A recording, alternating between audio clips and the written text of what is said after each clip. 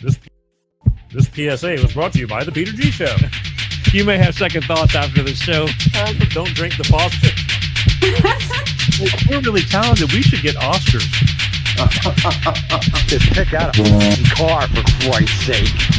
No, hi, my name is Peter. Yeah, I want. Here's good.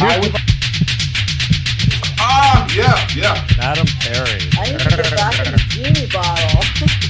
Louis from Pennsylvania, you're on. He likes it.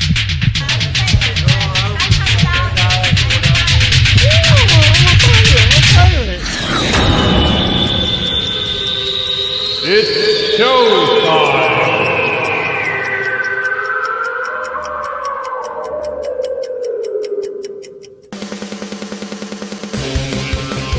Peter G Show, Peter G Show, divorced dad, single dad, divorced dad, single dad, Peter G Show.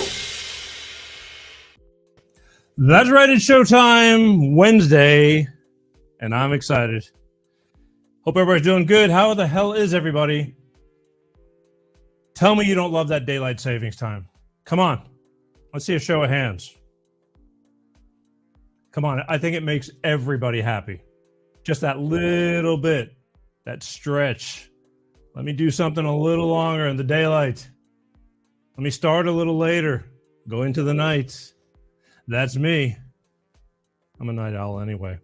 Hope everybody's doing well. We got a great show for you tonight. I am excited because it's a plethora of information and really good information, life stuff. And tonight I'm glad that I have Dr. Doug Bremner on the show, psychiatrist. Where's my guard? Researcher, writer, professor at Emory University, expert in PTSD, and drug safety advocate. The list goes on and on. He's pretty well versed, and we're going to be talking to him. And he's got a couple of books. And I honestly, this needs to be a 4-hour show because he's got 9 million chapters and every chapter is about something pretty need to know. But we're going to do the best we can, and we could always have him back. But I finally got around to getting him on the show. It's only taken almost 2 years, but better late than never. And that's who's coming on in just a few minutes. Also, I want you to know, I've been waiting for this one too. I'm telling you, a lot of stuff going to go on this year. A lot of stuff. Next week, just so I want you to mark this on your calendar, all right? Just, I always give, that way you make plans. You go, oh, I forgot, I didn't know. Mark it. March 20th, Tim Kramer, founder of Mosaic Advertising and a conservative show host of the Kramer Says podcast. This guy is he lets it all out. He doesn't hold back on anything. And he's very knowledgeable. And he may even hurt some people's feelings, because you may disagree what he's got to say. But at least he says it. And I hope that you'll tune in to take what he has to say in consideration and just keep it in the back of your head. That's all. It's called, opinions and facts and truths. And, you decide. But Tim Kramer, I'm looking forward to it because when I said on these upcoming shows, buckle up, I meant it. Buckle up. It's one of those years. So Tim Kramer from Kramer Says, podcaster. And I promise you, it's gonna. I'm looking forward to it. I don't know what's gonna happen. If they don't ban me on this one, I'll keep moving forward. Not that there's anything bad about it, but again, they have selective likings. Who has selective likings? Oh, these guys right here. Yeah. They like to, they're still going through all my stuff and taking things down from years ago. But either way, I digress. All right. And lastly, don't forget, please, I love that you watch the show, but please, please, please support. All right. Subscribe, follow, share. YouTube's, Facebook's pretty big. A lot of people on there liking it. YouTube, again, they're screwing with me. How can you love or hate something if you don't know it's there? But go there and hit the subscribe button. And for those of you who are super busy but still want to pay attention to what's going on the Peter G Show, you're in the car driving, you're at work, you can put an earbud in your ear, Google Peter G Show podcast, put an earbud in your ear and just listen to the audio version. I love when you can watch the video version, but the audio version is the next best thing to being here. So please, let's show them that we're not slowing down and we're not backing down. So, and I love that you do it. So thank you. And I get a lot of responses and stuff like that. So anyway, so that's what's going on for the tonight and the future. And right now, before we get started, we're going to just take a minute because, of course, we need to hear from my good friends over at Clean Star Products with their DX1 driver fuel additive, money-saving fuel additive. And we'll be right back. Let us help you with the high price of fuel. Hello, I'm Ty Thompson at CleanStarProducts.com. We can optimize your engine, saving you money and gas. Here's how.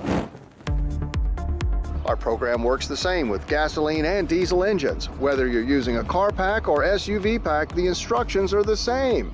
Add 1 bottle to your engine oil, and each time you change your oil, add 1 bottle to the fuel tank each and every fuel fill-up. It's that easy.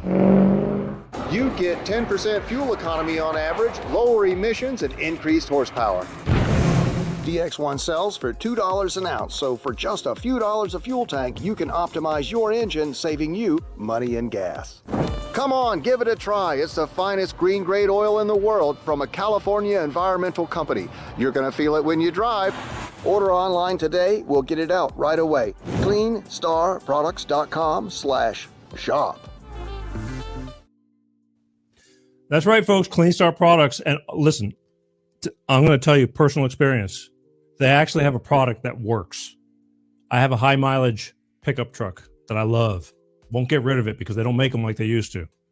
And I started putting this in there, and it's a pig. I mean, it's heavy. It drinks a lot of gas, V8, but I love it. And I put it in this vehicle, and within 2 tanks, I just know that I don't have to step on the gas as hard to get it to go to pick up like it did when I put my foot more in the gas. Again, it cleans out the engine, cleans out the fuel injectors, and it just brings your car back to life, gives it that extra added horsepower. Take care of your body, and your body will take care of you. Call them. Go to www.cleanstarproducts.com. Call them. They will talk to you personally if you have questions. And if you want to order, here's what you do. Tell them you want to order, and you saw it on the Peter G Show. And you can order 4 bottles, but you will get 5 for the price of 4 if you tell them you saw it on the Peter G Show. All right? They're dedicated. They have a clean green product, and it works. That's all I can say. Little bitty bottles. And once you get it in your system of your car and you start working that car, you can back off on it and just maintenance at that point. But I swear by it. I'm not just telling you this. Again, it shocked me because I don't believe in a lot of stuff, but they got something that works. Call him. Ty is a great guy, and he believes in what he has and does, and he'll take care of you. CleanStarProducts.com. All right. Now, before I bring Doug in, anybody recognize this? You know, how many people have these sitting on their kitchen counters in their bathrooms and so that? Pharmaceutical drugs. We live and die by them. I have a guy who is well-versed coming on in a matter of seconds, and we're going to talk about pharmaceutical drugs. He's a PTSD expert, which I think is a big thing, a big topic. A lot of people suffering from it. He's a VA doctor, psychiatrist, writer. These are just 2. He's got several books. I'll read the list. But I was reading this stuff, and it's endless of good information. So without further ado, where are we? I want to introduce, he's been on the show actually almost 2 years ago with his sister. They co-wrote a book on true crime. So he's multifaceted. He's you might not catch him cutting people's grass, but the thing is, when it comes to knowledge, this is your man. So ladies and gentlemen, without further ado, from Atlanta, Georgia, professor at Emory University, doctor, psychiatrist, writer, researcher, speaker, Mr. Doug Bremner.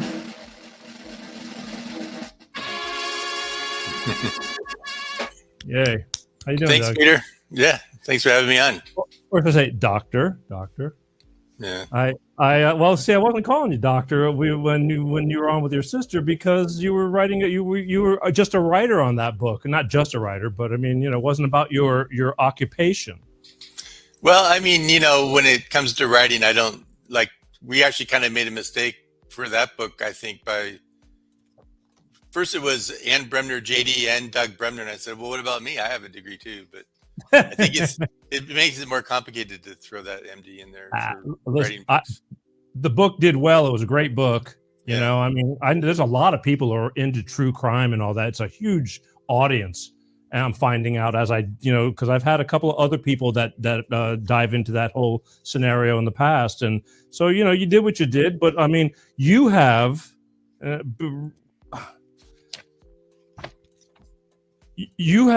ton of books. And I just want to go down and then I'm going to ask you a question real quick. You have, does stress damage the brain? You have fastest growing religion on earth. Before you take that pill, all these sentences I'm saying are titles of books. Descendants in America, Descendants in America, right? Laughing Cow books? Yeah. Okay. The Goose That Laid the Golden Egg.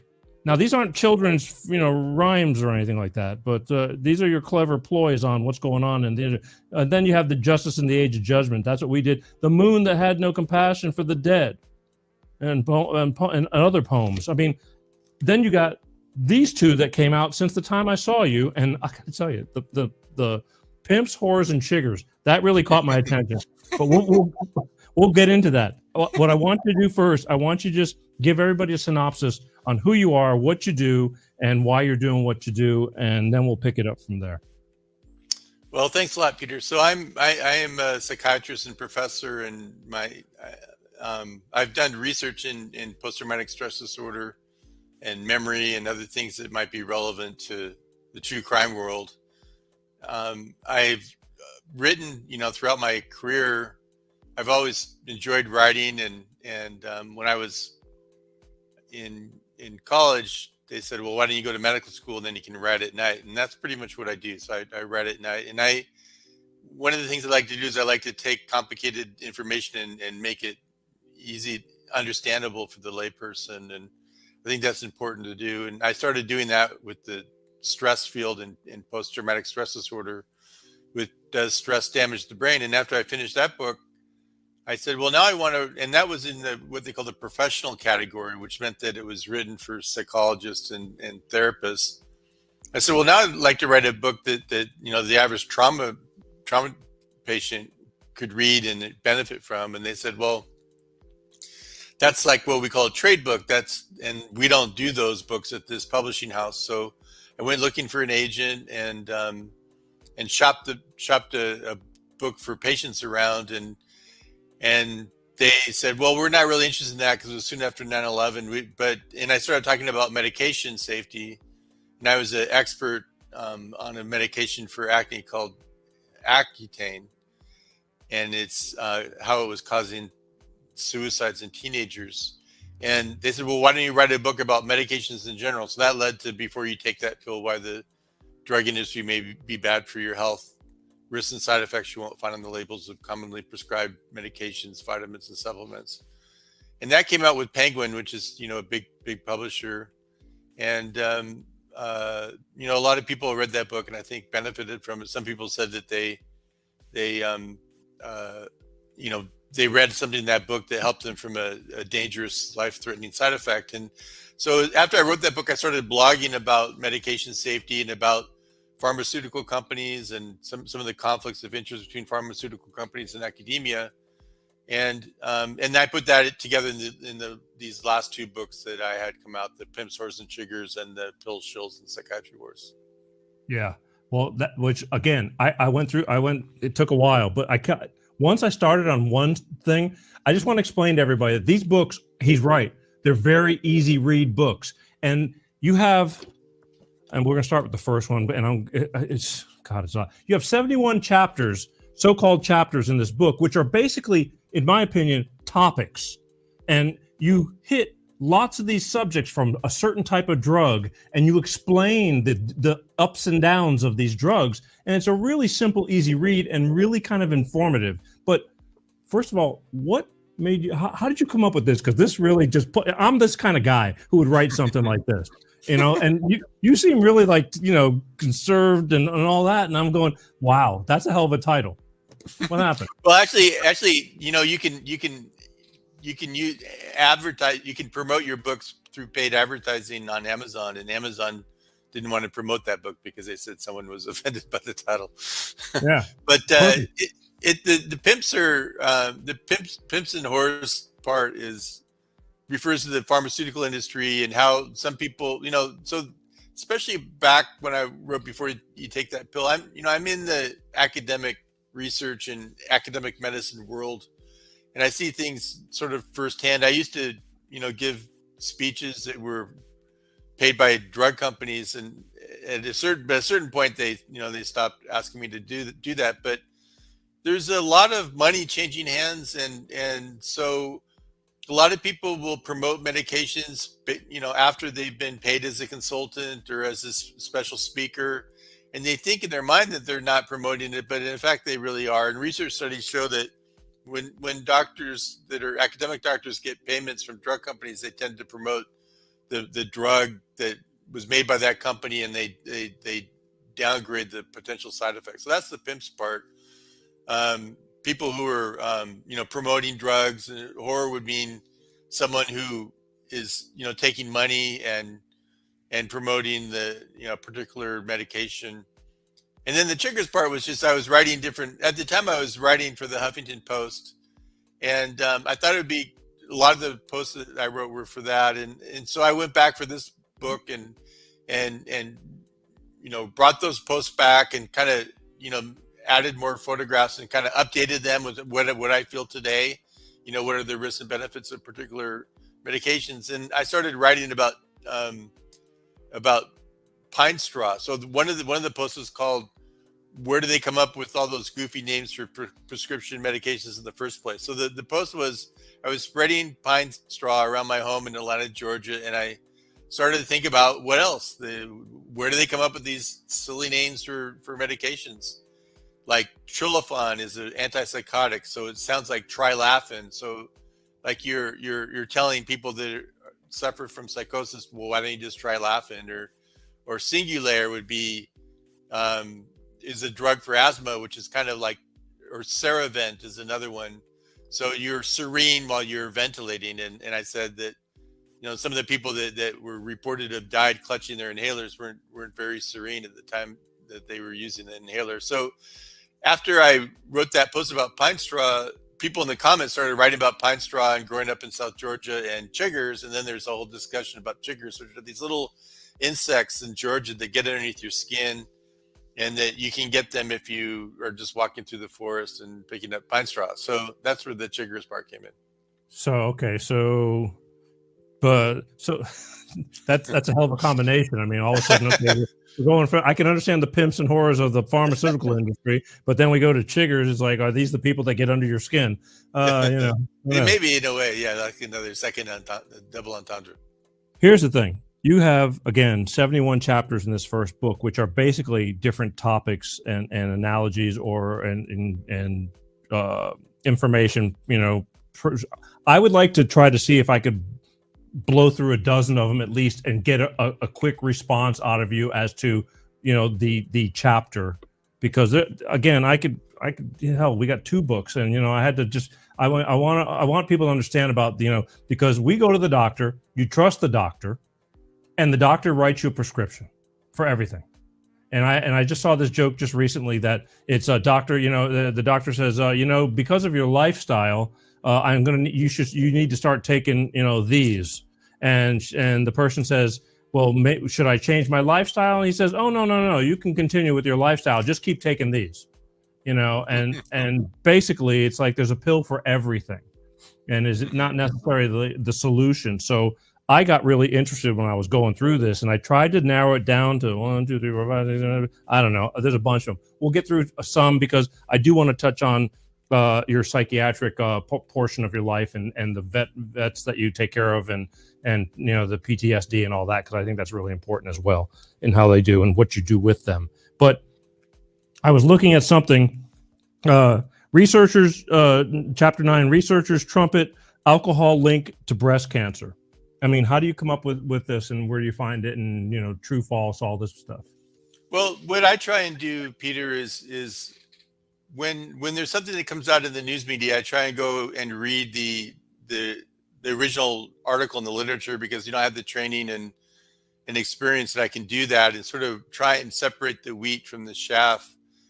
And what I was seeing is that there were some news releases that were saying basically any amount of alcohol consumption is going to be negative for your health. And so I sort of, pried into that a little bit. And originally, when I was writing this, online. By the way, what happened at a certain point is that I think someone hacked into my blog and maybe someone that wasn't happy with what I was writing about. And so all the posts got destroyed. And that was about 10 years ago. And then I said, well, I was getting so much flack from people getting upset about stuff that I was writing that I decided, well, let's just leave it be. But then I thought, well, a lot of that stuff was pretty good, and it'd be good to go back and see what's new in the literature since then and update it. And that's what happened with the alcohol story.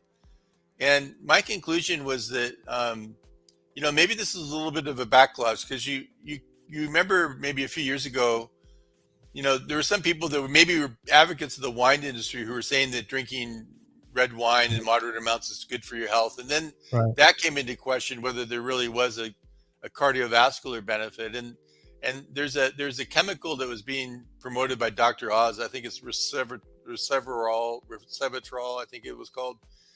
And there's a chemical in red wine that had beneficial cardiovascular effects. But you have to drink about, 20 glasses of wine to get the amount of that chemical that would be beneficial. And then, of course, there's all the negative aspects. But I believe in that. I believe in that, and I'm working on that. I do believe that the red wine, so I try to drink my 20 glasses a day. Yeah, me too. But I think that and then this most recent wave of publicity that any amount can be harmful. I think when I went and looked at that, it didn't really cut true to me. That what we consider moderate amounts of alcohol consumption are necessarily bad for your health, because they were including amounts that many people would say are closer to above moderate consumption. So I kind of delved down into the details of that and trying to illustrate, exactly what I'm talking about. They're getting some differences that were really fairly marginal in my opinion. I got you. The thing is, you have tons of medications that you talk about, and I can't get to all of them. And they're all really interesting medications that tons of people use. That's why you talk about them. But I'm just going to touch on it. It's like, let them eat Ritalin. Now, Ritalin was a drug used for children a lot. I remember back in the 80s. I remember that. And Ritalin was easily prescribed to all kinds of kids who were just bouncing off the walls, correct? Yeah, well, I prescribe, actually, when I originally wrote that, I was doing more nuclear medicine. I do a lot more. I'm doing more psychiatry now than I was back then. And I actually, I prescribe Ritalin and Adderall. We use it a lot for PTSD, actually, because there's a lot of problems with attention in PTSD. So, when I wrote that, actually, my son has ADD, and I was sort of struggling with trying to not use medication and using a lot of the, trying some of the behavioral techniques of trying to help him in school and whatnot. And so our pediatrician was, kind of advocating for Ritalin, and he's used it sometimes. He doesn't use it every day. And just, when he has something that requires quite a bit of concentration. But, some of the downsides of Ritalin is it can inhibit growth. And it can have they can promote anxiety and increase heart rate and blood pressure as well. Wow. See, again, there's I want to get to so many of these, because every single drug you mention on here, and there's a lot of them, is to me is very important. But the thing is, you really want to, what I feel that you really want to bring out is the people behind it. And you have a chapter here that says private insurance companies abuses associated with Bush's Medicare drug benefit program are not a surprise. So it's the whole, insurance companies and this and that. Tell everybody a little bit about that. Well, anytime you're going to get, large amounts of money, you're going to have potential abuses. So, one of the things that happened with Medicare Part D, which is, Medicare Part D was an expansion in Medicare that allowed people to get prescription medications that are over the age of 65 covered by Medicare insurance. The problem with that is when Bush introduced that, he made this deal with the drug companies that they wouldn't negotiate the price of medication, which is absolutely insane. I mean, some of these medications cost $10,000 a year, and we spend twice as much for medication as any other country in the world. And the drug companies argue that they need that money to do research and development, but they're selling the same drugs in different countries for half as much. And why should Americans pay for all their research and development that is going to benefit the rest of the world? If you look at it like with Wegovy, which is the new weight loss drug, that's like going to imperil the entire Medicare program. It's like $12,000 a year. It seems like this has been the ongoing argument every year throughout in our country. I mean, constantly the high cost of medications, as long as I can remember. Yeah, and it's a potential threat to the economy. I mean, the weight loss drugs, the injectable drugs like Wegovy and the others similar to it, they cost $12,000 a year, and there's millions of people in this country that qualify as obese, and it's basically approved for anyone with type 2 diabetes, which is large numbers of people in this country. So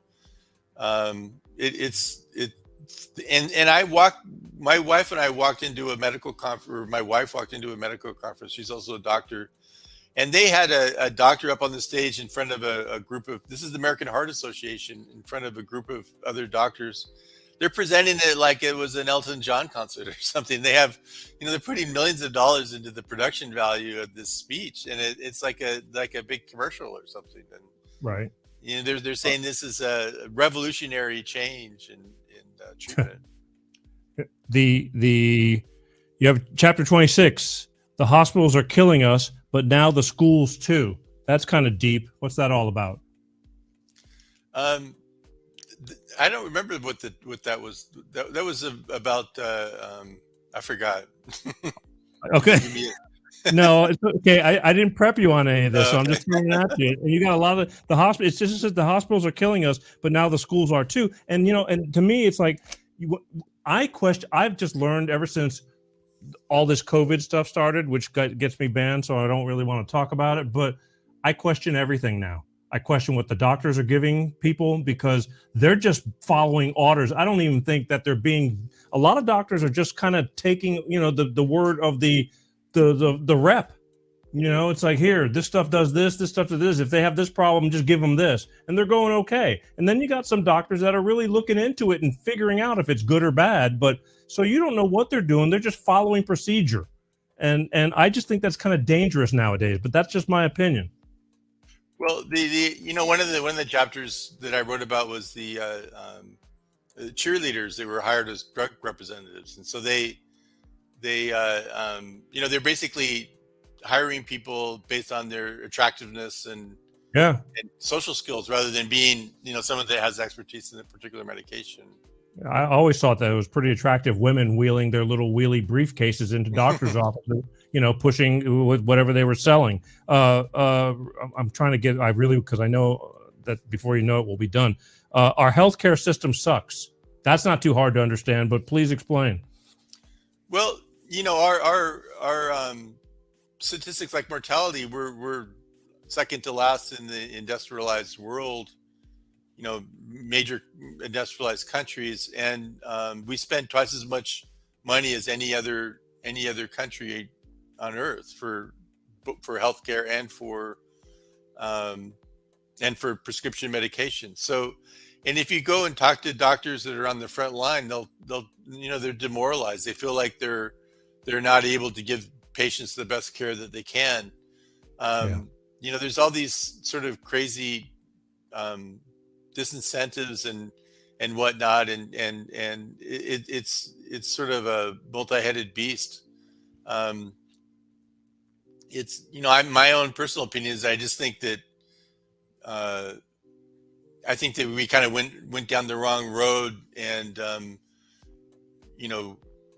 put too much profit motive into healthcare. I think you run into trouble when you introduce profit motive into people's health. There's a lot of red tape, I think, in being a doctor nowadays, the business aspect of it. I mean, my parents had a physician who wasn't that old, who left being a doctor and opened up a brewery with his son, because he just got tired of the what it took for him to do his job, and I just think that's kind of sad when they go, you know what, this is more of a pain in the ass than what I can do. They won't let me do what I want to do. And I think they're just making it harder and harder for people, just like, anything else. They're just making it harder for you to want to have the desire to help people.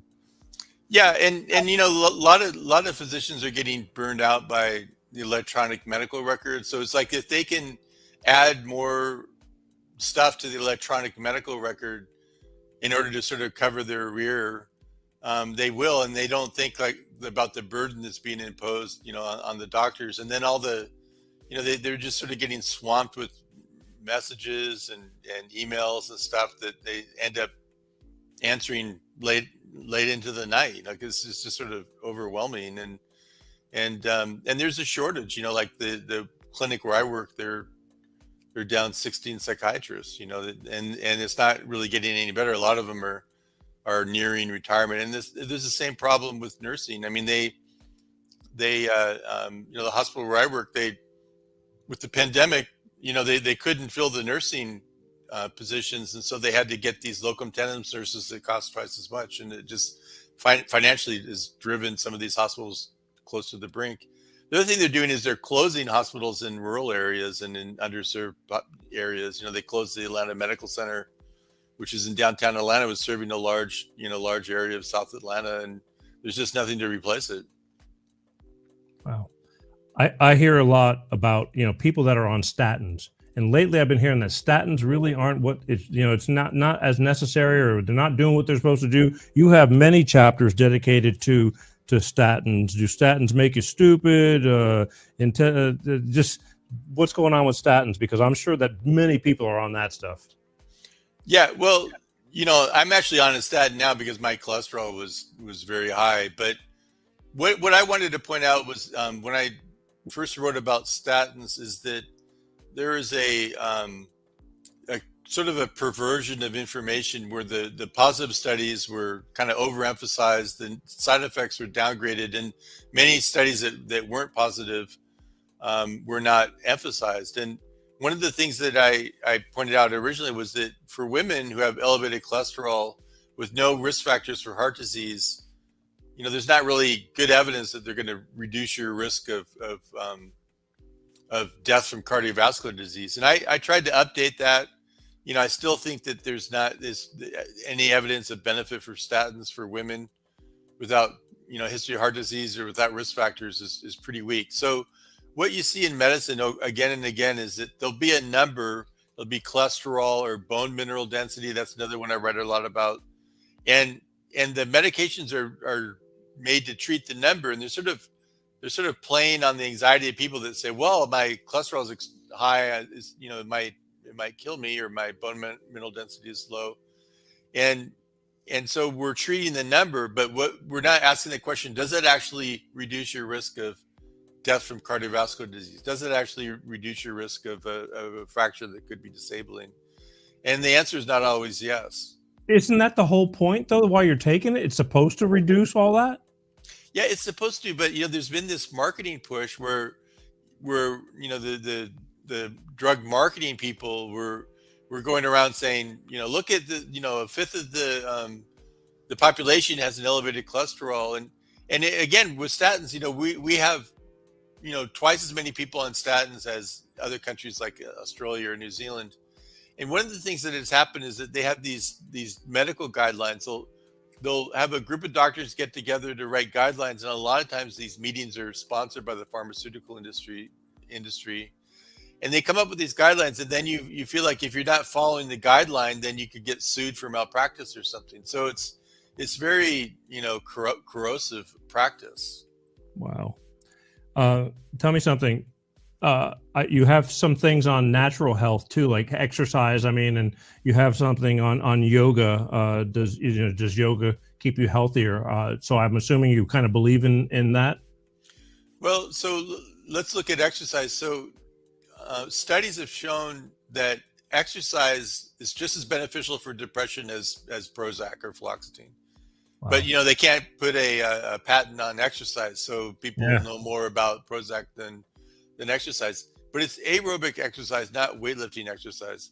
But the weightlifting exercise, where that benefit comes in, especially for women, I think, is that it reduces the risk of fracture as you get older. So those weight bearing exercises are strengthening.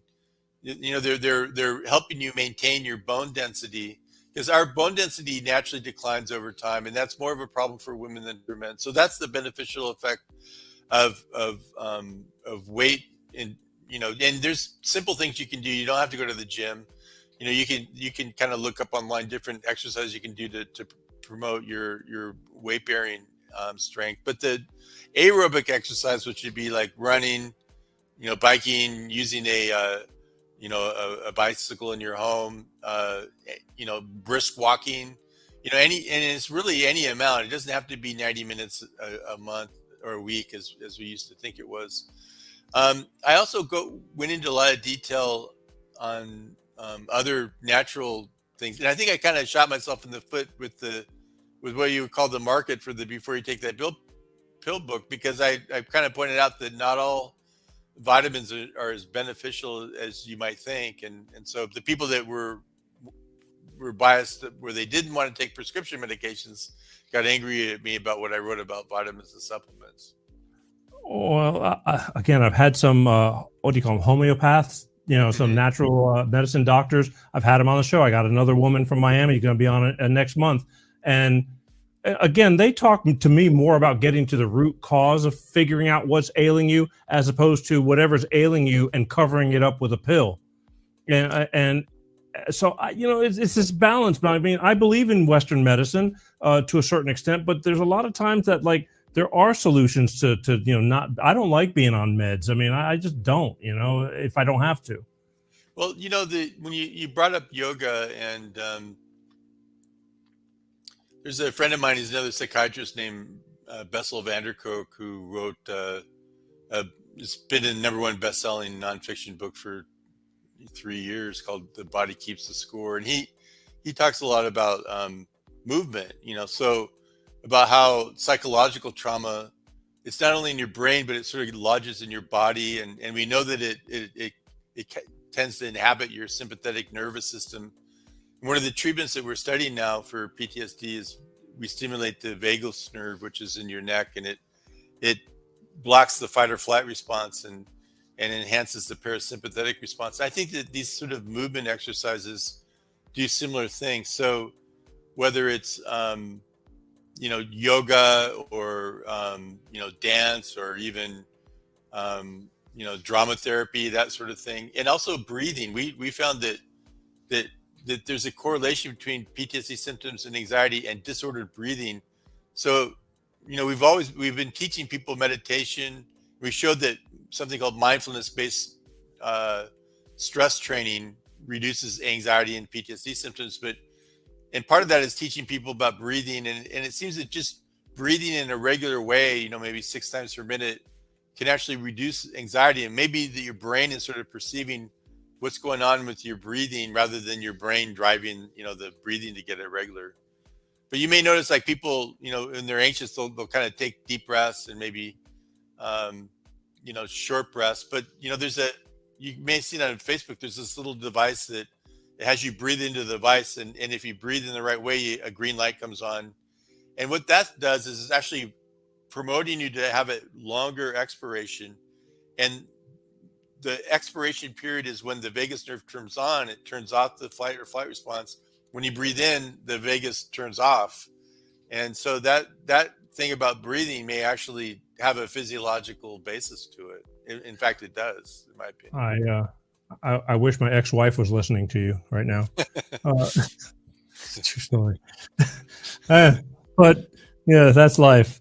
I want to ask you something. Now we're going to get back into the medical, the prescription end of it. If prescription meds don't kill you, they might drive you crazy. Yeah. So that's about medications that have psychiatric side effects. So there's been a lot of resistance in the medical community to the idea that medications for another physical cause can have a psychiatric side effect, which, if you think about it, if a medication goes into your brain, then you're going to have a risk of a psychiatric side effect. Psychiatric symptoms are in your brain. That's where they come from. And we know that in medicine, we know that the same tissue that creates the brain also creates the skin and creates the gut. It's called endoderm. It's the same type of cell.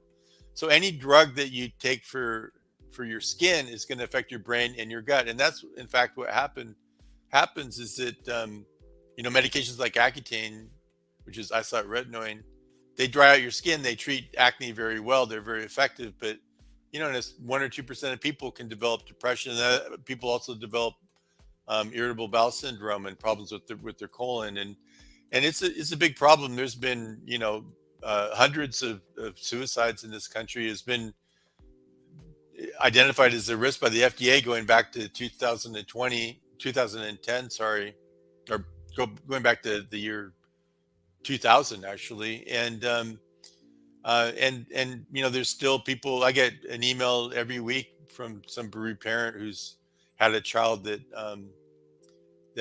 died from suicide. And another big one is Singulair, which is a montelukast. It's an asthma drug, but it binds to the leukotriene receptors, and that's how it works for asthma. But you also have those in the brain, and so they can cause psychiatric side effects as well. The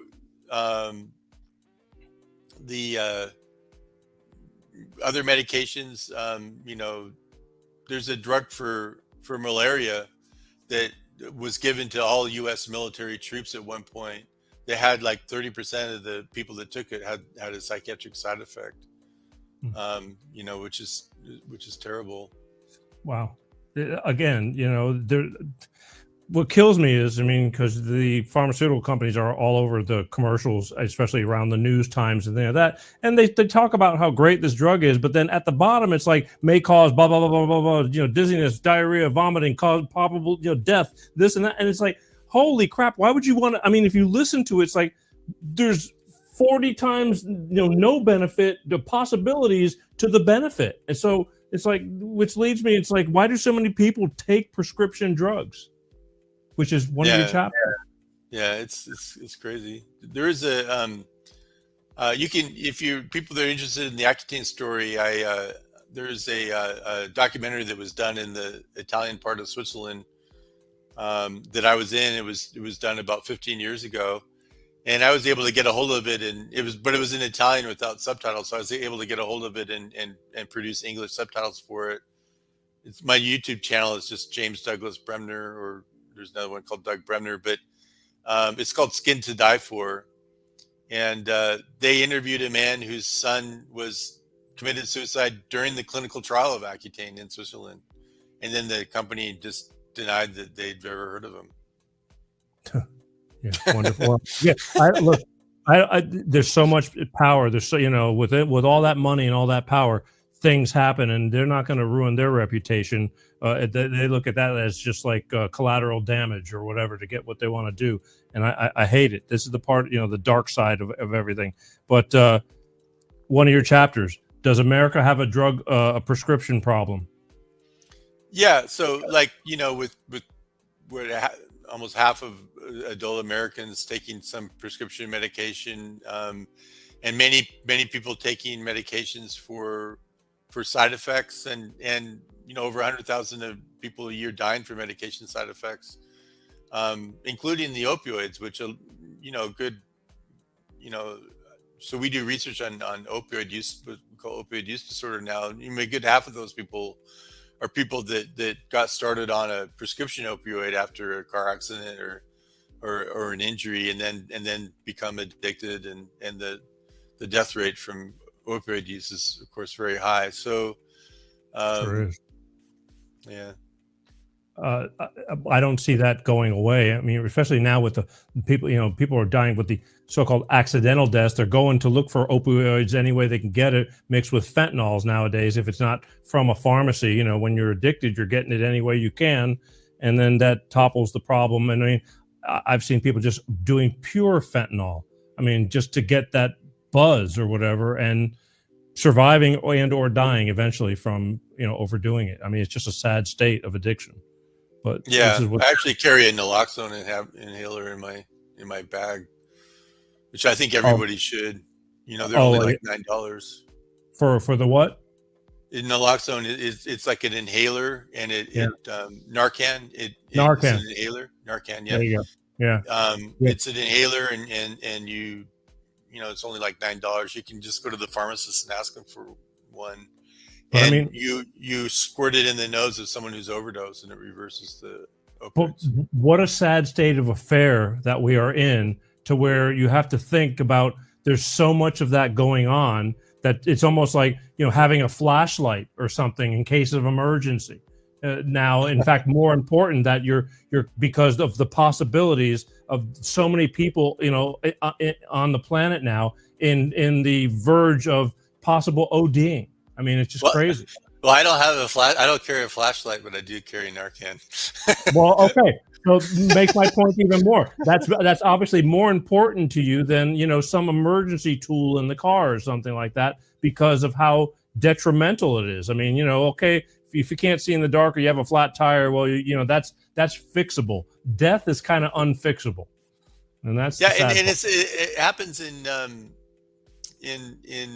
people in their 20s. So the mortality rate for people that get medication treatment for opioid dependence is like reduced by like 80%. And these are in 20-year-olds, so it's a very high. And the sad thing is that once they go into treatment, if they relapse, their risk of death is even higher, because their brain opioid receptors have reset, so they can't tolerate the same amount of opioids that they took before. I had a pastor on the show, and he takes care of the homeless over in Baltimore, Maryland. And he, a lot of them are drug addicted and things like that. And he's, rescued a few that were getting ready to clean up, and they go and they OD'd because that before they were going into rehab, they just wanted to get high one more time. And that one more time was the end of the whole deal. It's just sad. It's addiction's a bitch. There's no doubt about it. But I don't know. It's just so saddening, because it's I've done some crazy stuff in my day growing up and lived to tell about it. But I didn't come up in a time where this stuff now, this fentanyl, is just so deadly, and it's so through the country. I mean, it's just readily available everywhere now and cheap. Well, and the thing is that it's cut with with heroin, so nobody knows what dose they're getting, and it's 10 times more potent than heroin or more. Well, so there you go. It's the crapshoot. I'm trying to skip. I'm skipping things, but you got a chapter 69. More bad news about osteoporosis drugs. I mean, my mother had, bad. She was a poster child for all that, and I mean, she was put on Neurontin and all these kind of things, and for her nerves, for her legs, with what do you call that? When your nerves don't work in your leg, neuropathy and all that kind of stuff. Those are all heavy duty drugs. What do they do? So, did she have diabetes? No. Oh, she just developed a neuropathy for. She wasn't able to walk. I remember saying her legs felt like logs. It came to a point where she couldn't walk anymore because they wouldn't carry her. And they were making her take Neurontin, and I cut them back on it because it was screwing up her brain. It was just, she was changing, and then we cut back and things were better. But that's a heavy nerve drug. I mean, I've heard all kinds of things that has suicidal tendencies and things too. Correct? Yeah, I mean that there've been reports of people developing suicidal ideation on Neurontin, and Neurontin was really promoted off-label back in 30 years ago for many psychiatric conditions, and the manufacturer of that drug ended up paying them tens of millions of dollars in fines for that. But it's one of these medications that it's working in the brain, so it's sort of working in the brain to affect how you're perceiving your peripheral nerves. And so whenever you give a medication that affects it, we don't know exactly what's going on. I mean, I worked with I worked as an expert witness for drug safety litigation, and one of the lawyers I worked with was Paul Smith, who was the only person to successfully bring a suit against Lilly for suicide and homicide related to Prozac. And he said, when you give a drug like Prozac, it's a serotonin reuptake inhibitor. It boosts the serotonin in the brain. But I mean, you don't really know what's going on. You make the serotonin go up, you make it go down. If you make it go up too fast, in my opinion, if you stop those medications too quickly, or you increase the dose too quickly, in my opinion, they can cause transient suicidal ideation. But it's true. I mean, we don't really know exactly what what's going on. And for some people, there's benefit, and others there's not. Everybody's different. Everybody's different. But the osteoporosis, bone density, and things like that, there's some heavy drugs that are used for that, right? Yeah. So what they were doing is they were created these bone mineral density tests, and they were screening, all women over the age of 50. And, so you screen for heart disease, you screen for this or that. It sounds good on the face of it, but basically they were saying that, a quarter of women over a certain age had a disease, which was osteopenia or osteoporosis. And then the disease implied that you should take a medication for it, those are the bisphosphonates, which are drugs like Fosamax, and they were being heavily promoted. So Sally Fields, the actress, was going on TV and in magazines promoting those drugs. And what they do is they decrease the breaking down of bone, but they're kind of, normally there's osteoclasts and osteoblasts. They build up bone, and then the other side kind of breaks down bone. So they're blocking the breaking down. But what would happen is that would keep your bone mineral density from declining for about 5 years. But then after 5 years, they stopped working, and your bones would become more brittle. So they were getting these findings that women after 5 years are having more breakage of bones, and no longer getting benefit. So it was again another medication that was overhyped. And I think the alternative would be the weight training exercises. Double-edged sword. Yeah. I think that this book, with its clever title, is a great. I think I consider it like a quick reference guide. I mean, to steering you, getting more understanding to a lot of the things that are in people's lives, daily. And this book's available on Amazon. Where you get them? It's on Amazon right now. That one for the ebook there's a sale for 99 cents. And how can you deny that? Yeah, and they're both on Amazon right now. But so the difference, because I want to get touch on this. So this, to me, when I saw this book, and then this one came out. How long ago did this one come out? Not too long ago, right? Yeah. So that one just came out a couple of months ago. Right. So they were just a few months apart.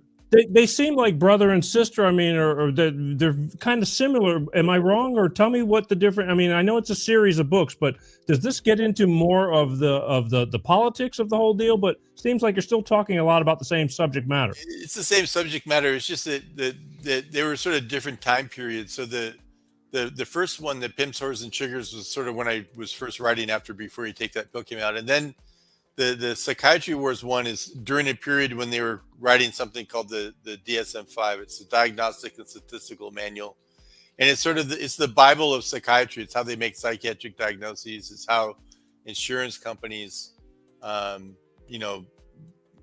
pay for psychiatric visits. So I try and be funny, and entertaining, and so sometimes I was sort of making fun of the whole process of coming up with psychiatric diagnoses. Many of my colleagues didn't have the same sense of humor, but Yeah.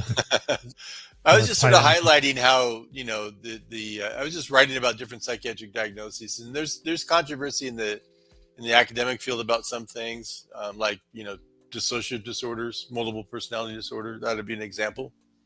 Yeah. Gender dysphoria disorder. That is a you could argue it's a diagnosis that doctors sort of came up with as a way to pay for gender transformation surgery. But is that something that is a real disorder? Is my question. You have 81 chapters in this book, which is, again, kind of like topics and just each chapter is very, specific. The biggest part is you signed my books, and I love that. Thank you. I do. Both of them are signed. In fact, you even signed the ones from 2 years ago. But there's, again, it gets a little more, to me, it gets a little more into the how do I want to put it? Okay, some, about the physicians who care. I mean, some people want to do their job and not able to. I mean, do you find that's getting more and more nowadays because of the politics? Well, I started to write more and more about healthcare politics because I thought it was interesting. And when I went back and looked at a lot of the stuff that started out with Hillary Clinton trying to, reform healthcare, and then Obamacare. And those issues have not gone away because there's never really been a fundamental change in in the healthcare system. So, our country is unique compared to other countries around the world in that it's really a for-profit based system. Countries like Italy, where my wife is from, there's a primary system of healthcare that's managed by the government, and they do have private, there are private doctors, but everybody basically has access to healthcare. And what Obama did is he basically took the old system and tried to make it so that more people could get access to the system, but there's no real fundamental change in the system. And so a lot of the issues that come with that, we're still dealing with. So that's a lot of the same topics. I had one critic say that, well, you criticize the fact that insurance companies are taking advantage of Medicare Part D, but that was back in the Bush era. But, I went and looked up the topic, and there's still issues with insurance companies taking advantage of Medicare Part D. Nothing has really changed.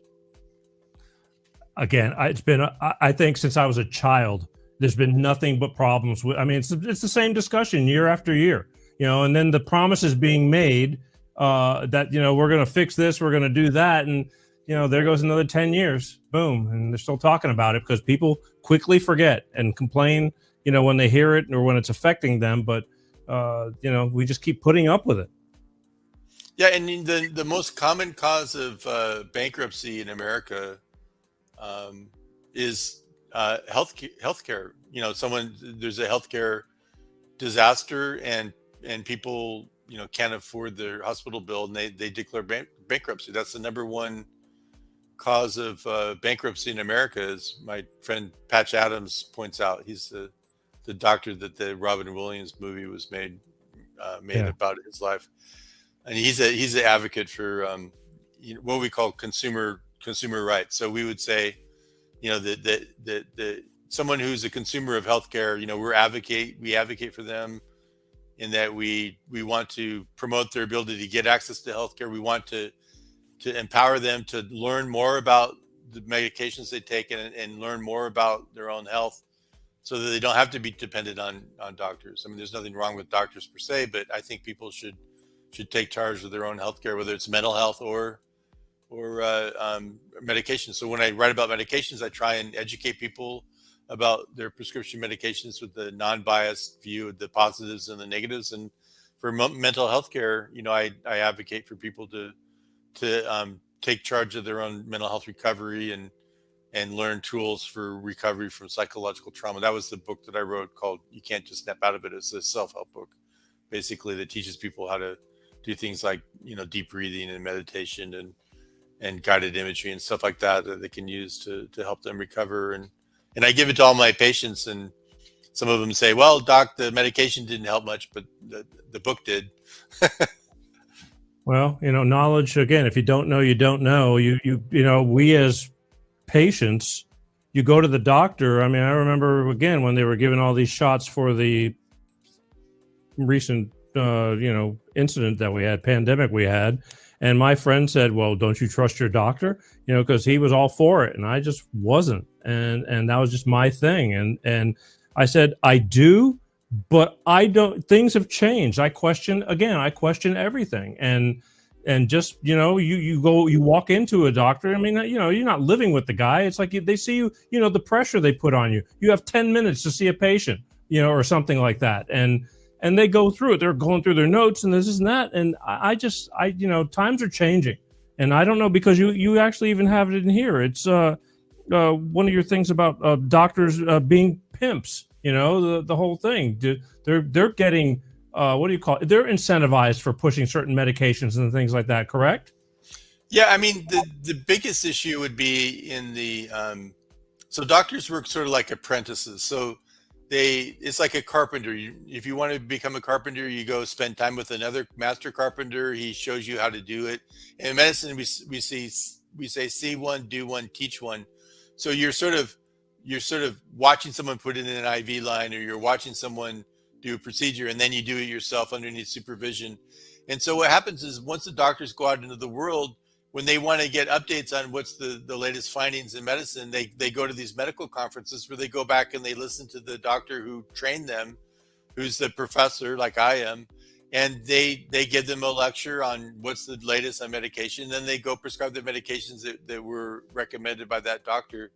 But the thing is that those doctors that are the leading academic doctors, the drug companies know that they have a lot of influence. So they hire them as consultants, or they hire them as to give lectures, and some of them are making as much as $500,000 a year, and so they become incentivized to sort of be more biased towards the medication that's from the company and they present the positives and downplay the negatives. There's something called the Sunshine Act that Charles Grassley introduced. It was about 10 years ago, where they required drug companies to publish the payments they made to these academic doctors, and that really changed the landscape quite a bit. That was about 10 years ago.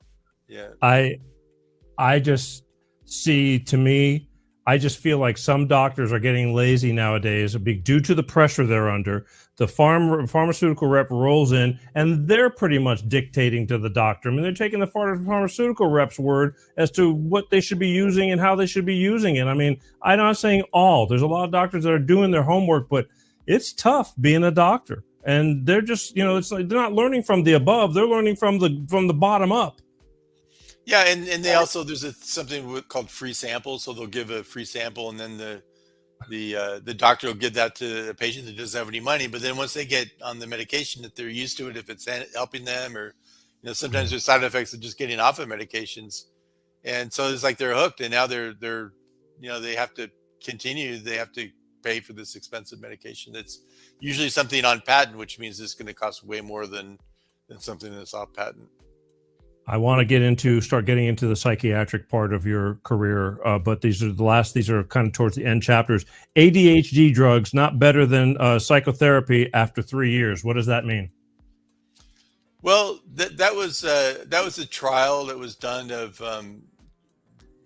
randomizing kids with ADD to medication versus specific behavioral therapy, and the point of that is that there are these specific behavioral therapies you can inquire about, and they involve training not only the kids but also training the parents. So this is something that's sort of more of a new development, where parents can take specific classes that will teach them behavioral techniques that they can use to help their kids that are struggling with school. And it's an alternative to medication only approach.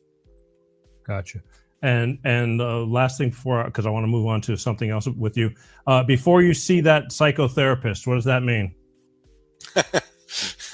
Well, what I say is that not all psychotherapists are necessarily going to be good. And I saw one study, like maybe up to a quarter of people in psychotherapy will have some side effects, and sometimes people get worse before they get better.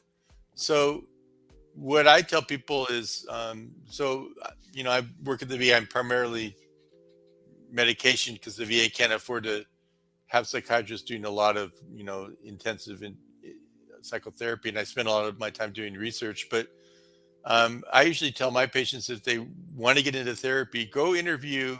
It's just like anything, go interview 3 people. You don't just have to go to the first person that's on a list and then just start up with them, and then find the one that you feel most comfortable with. Because one of the studies has shown that the best predictor of good outcome from psychotherapy is whether the client likes the therapist and feels comfortable with them, and whether they're a good fit. And that's more important than what style of therapy they're doing, or there's different types of therapy. cognitive behavioral therapy or psychodynamic therapy, etc. Most important is that you feel comfortable with that therapist, and that's what's going to help you recover.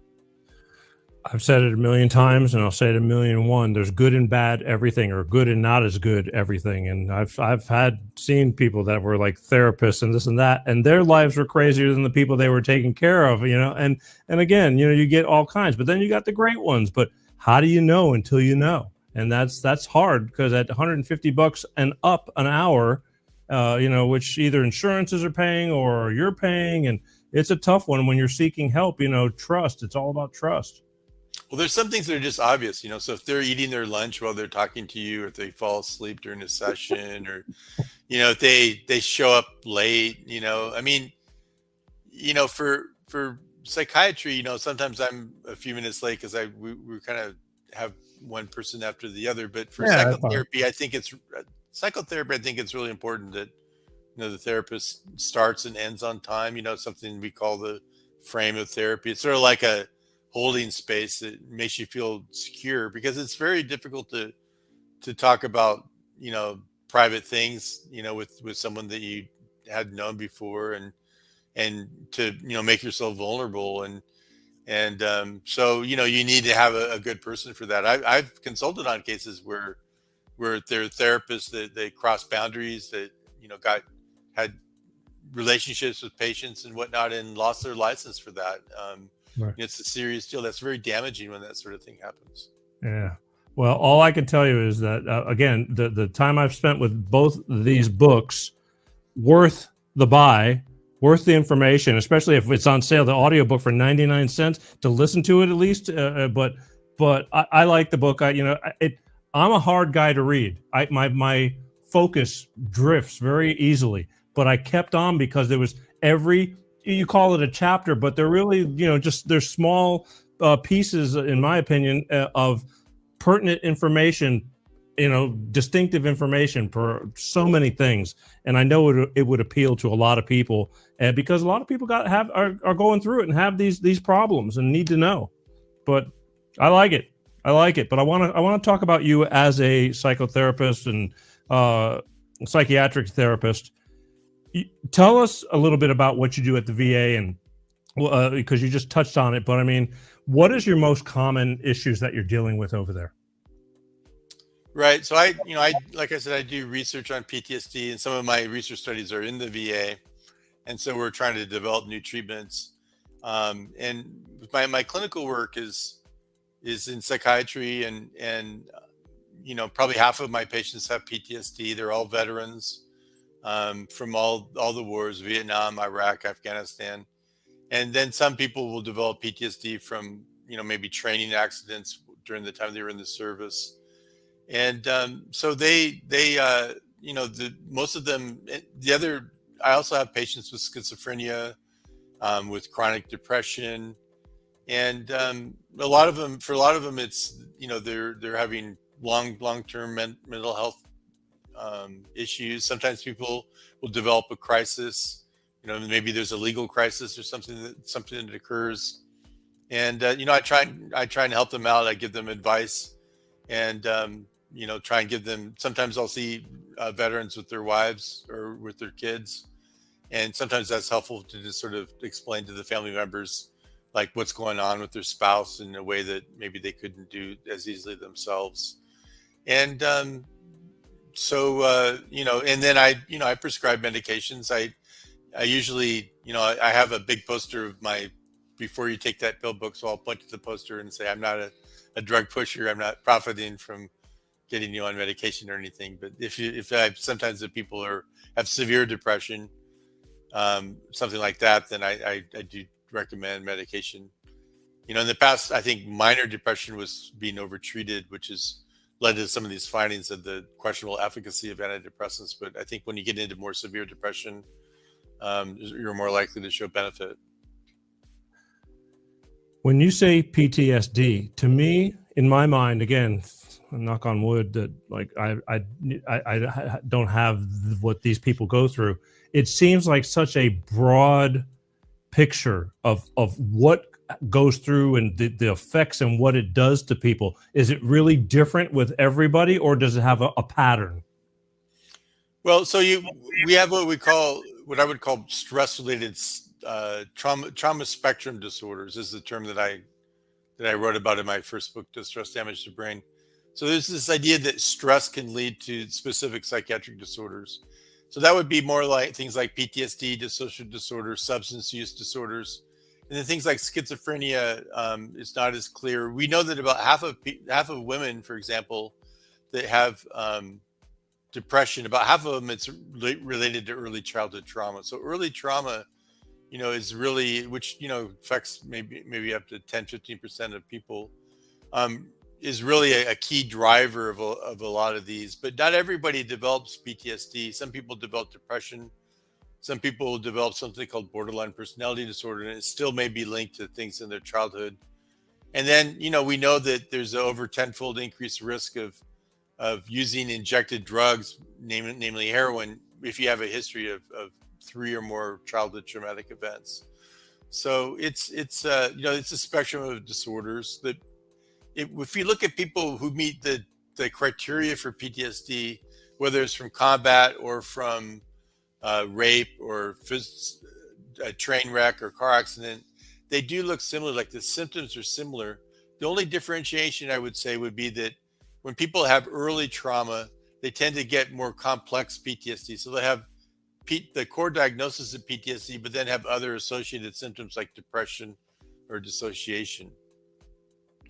I just don't know what that all entails. And to me, and when you say, childhood trauma, you're looking at a 60-year-old person that says, well, you don't know what my childhood was like. And I'm thinking in my head, it's not that I don't I don't understand, because but I try to understand, but yet there's a part of me that says that was 50 something years ago. Get over it.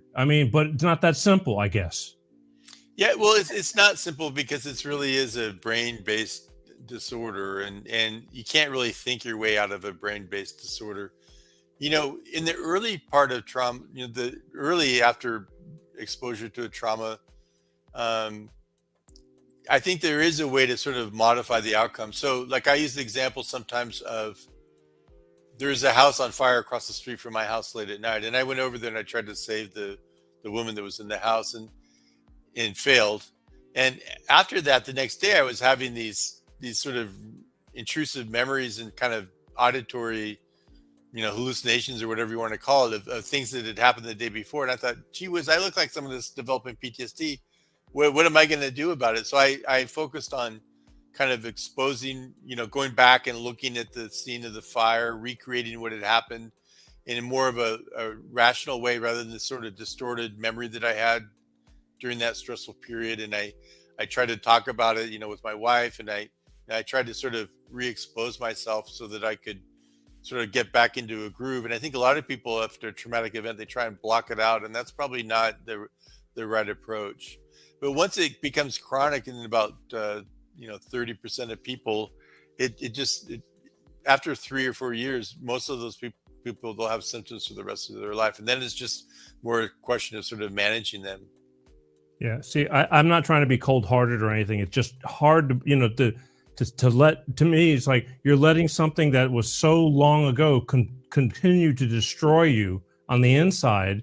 And to me nowadays, it seems like we're pampering. We have so many children that they've been so pampered that they just don't want to be adults and things like that. And now we got all these new, the common sense of things about growing up. My parents grew up through World War I and World War II when you had to walk 40 miles to get wheat, in German-occupied Greece and things like that. And, talk about hard times and growing up. I wouldn't want to see anybody go through that kind of stuff anymore, but it made them adults. You know what I mean? It's not like I don't want to get a job. I don't want to get a driver's license. You just drive, that kind of stuff. And everybody's got issues nowadays. And so, I know you're dealing with serious things, but I just don't know how you get to the root to it. And if you're having an effect. Real quick, she wrote a comment a while ago. I don't know if you could see this or not, but what's your opinion on EMDR therapy for PTSD? What is EMDR? It's called eye movement desensitization retraining. It's there's studies showing that it's effective. I think all the effective treatments for PTSD share in common that they allow you to go back and re-experience the traumatic event in a way that you don't get overwhelmed with anxiety.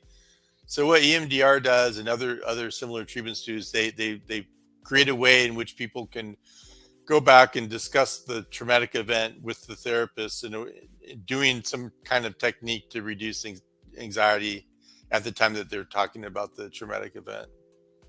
All right. Well, she wrote that comment a while ago, but I wasn't able to get to this point so I hope she's still there to hear what you had to say about it. Again, I just trying to differentiate the people who start claiming, issues as opposed to the people who are seriously in trouble, because I just feel like we're getting so much more of everything nowadays.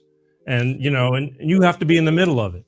Well, I think that people that really are having severe PTSD, you're probably not hearing from them.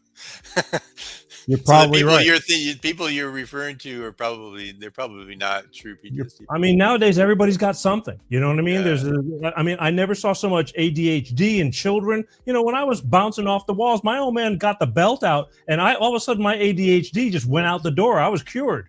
He didn't beat me to death, but it's just different nowadays. Does that make any sense?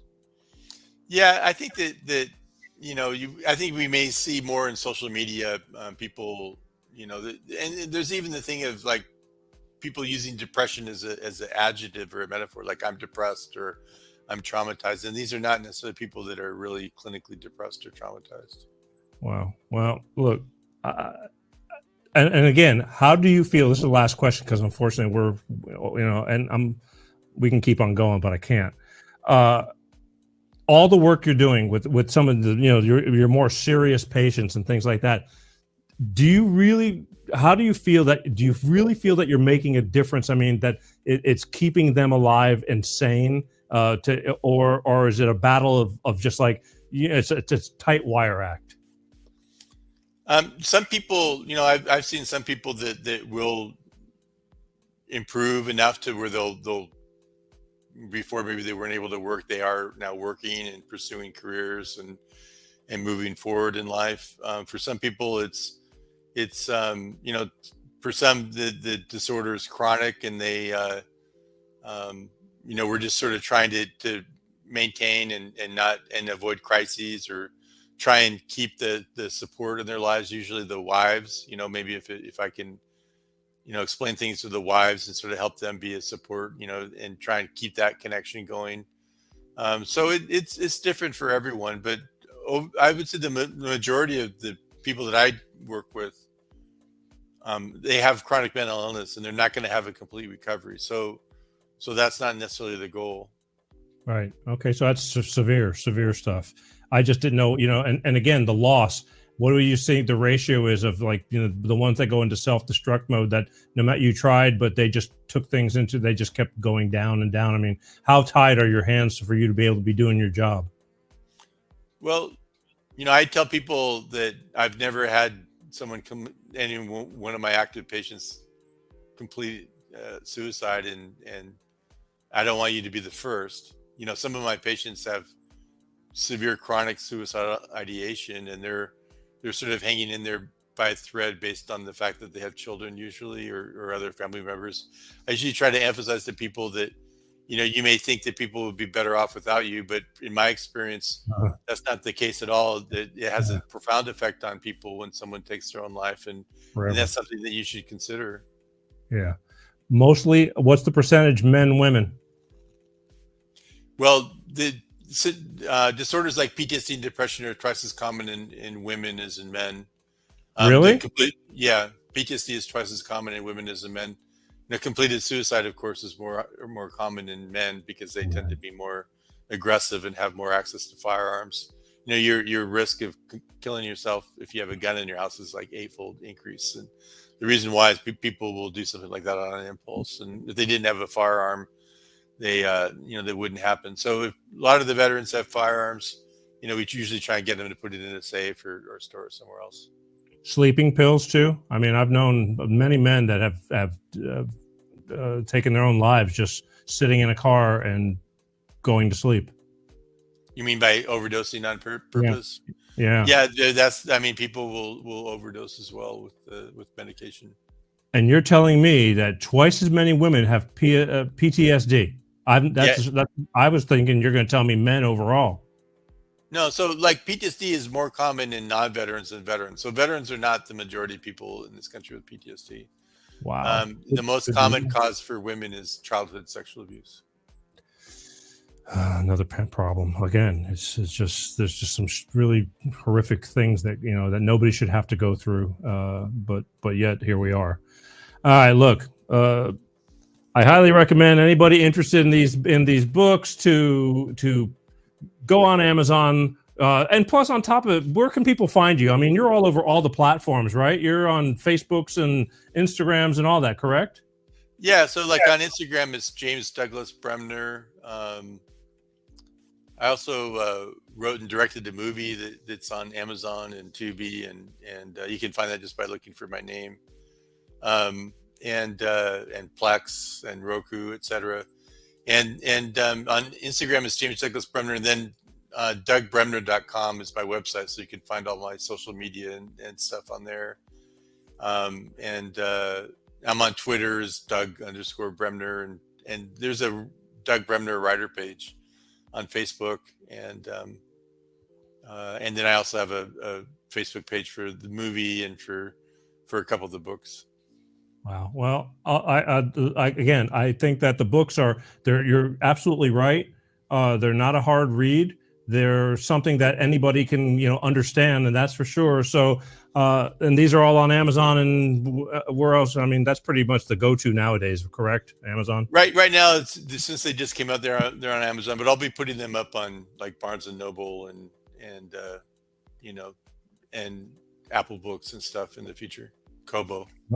Well, you did a good job when you said that you're going to make it something for people to understand, because a lot of people, it's like if it starts getting way too deep, then they're going I'm not understanding half of this. Plain English right here, plain English. Even I could understand it. So good job. I want to thank you for staying up late, taking the time to come on the show. You were great the last time you were on, but now I told that was with you and your sister doing that true crime book, and tonight it was all about you because you bring a lot to the table. So Dr. Bremner, I appreciate your attendance tonight, and I'm pretty sure that all the viewers in the future and present will down the road. All right, Peter, it was great. Thanks for having me. No, it's my pleasure. So again, anybody wants to find you, you're on all the platforms from LinkedIn to Facebooks to YouTubes to Twitter to X, all of those, correct? Everything, yep. And then my website's DougBremner.com. Simple enough, DougBremner.com. All right, listen, thank you. We'll be in touch down the road because you're a writing machine. You have a lot of books, and this is part of your series, so it sounds like book 2 of a series. So how many more are you planning to put out in this genre? 2 more. 2 more. All right. Yeah. Well, I guess you'll be back. Yeah. Okay. All right. Thank you again. Wave goodbye to everybody. And again, I appreciate your time and your knowledge more than anything. I promise you that. Well, I promise me that I know that just the conversation we have helps a lot of people down the road. So doing a great job. Thank you. All right. Thanks, Peter. All right. See you. Right here, folks. You find these on Amazon. Doug Bremner, writer, psychiatrist, researcher, drug safety advocate. What more can you want? And he's honest, truthful. He's telling you like it is. Some drugs you need, some drugs are just all about the money. I want to thank everybody for tuning in. I want to remind you, next week, real quick, where are we? March 20th, Wednesday, coming up. Tim Kramer, founder of Mosaic Advertising, and he's a conservative show host of the podcast Kramer Says. He's a no holding back kind of guy, and he's going to be on this show. And again, there's going to be people that are going to love him and people are going to hate him, just like they do me. But so long as you pay attention and take it to heart, you don't have to agree, but it's just good to know, to hear a bunch of different things and versions, so you're a little more knowledgeable. Instead, take the blinders off, because we are so divided. I'm trying to make sense of all this, but he's a plethora of information. I want him on this show, and again, he's a no holds back kind of guy. We're just going to lay it down and take it or leave it, but I don't want you to miss it. So again, buckle up. Just saying. Wednesday, March 20th, coming up. Kramer Says, Tim Kramer, podcast show host, conservative show host, and founder of the Mosaic Advertising. So you're not going to want to miss it. I want to thank everybody for tuning in, watching Life of Peter G, The Peter G Show, right here, every Wednesday, like clockwork, 6 p.m. Pacific, 8 p.m. Central, 9 p.m. on the East Coast. God willing. Everybody needs a little help. I definitely do. And again, life's a bitch. I talk about it all the time. I will forever be talking about it. You don't have to be an ass if you're going through some problems, but try to be kind. But you don't have to take a lot of crap from people either. Life is short. But just get through it, because life is definitely worth living, and I love life, and I love you for tuning into this show. So we'll see you next week, and thank you for watching. Share, subscribe. We're going to fight the system. One person at a time. We're getting there. I love you for it. My name's Peter G. That's my name. You're watching Life of Peter G, The Peter G Show, and I will see you next week, right? We'll come before you know it. As always, I love you guys, and peace out. Peter G Show, Peter G Show, divorced dad, single dad.